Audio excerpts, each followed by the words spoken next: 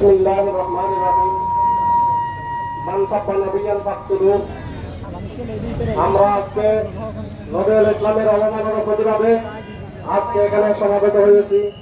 আলহামদুলিল্লাহ, আমাদের মাঝে ইতিমধ্যে উপস্থিত হয়েছেন আজকের এই সমাবেশের প্রধান অতিথি এবং হেফাজতুল ইসলাম বাংলাদেশের কেন্দ্রীয় কমিটির যুগ্ম সম্পাদক হযরত মাওলানা নাসিরউদ্দিন মুন্নী সাহেব দামাত বরকাতুহুম, ওলামা এবং উপজেলা নেতৃবৃন্দ উপস্থিত আছেন। তারা সবাই বক্তব্য রাখবেন।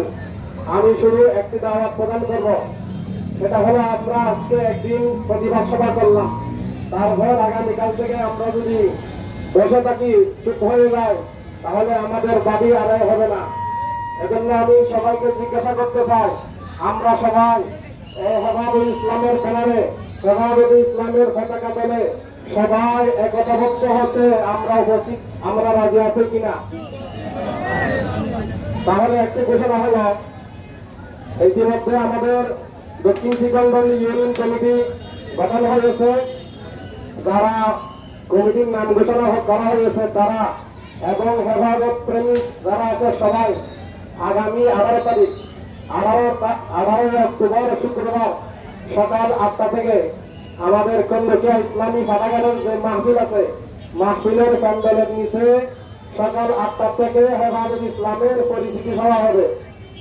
আগামী 17 এবং 18 অক্টোবর কন্দকিয়া ইসলামী পাঠাগারের তাফসীর মাহফিল আছে।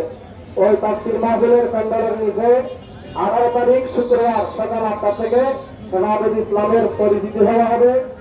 হেফাজত প্রেমী এবং হেফাজতের কমিটির সদস্য সবাই উপস্থিত হবেন এবং ইউনিয়ন কমিটির আন্ডারে প্রতিটা মহল্লা কমিটি গঠন করা হবে। সবাই মহল্লা কমিটির জন্য প্রস্তুতি গ্রহণ করবেন। এই দাওয়াত প্রদান করে আমার বক্তব্য শেষ করলাম।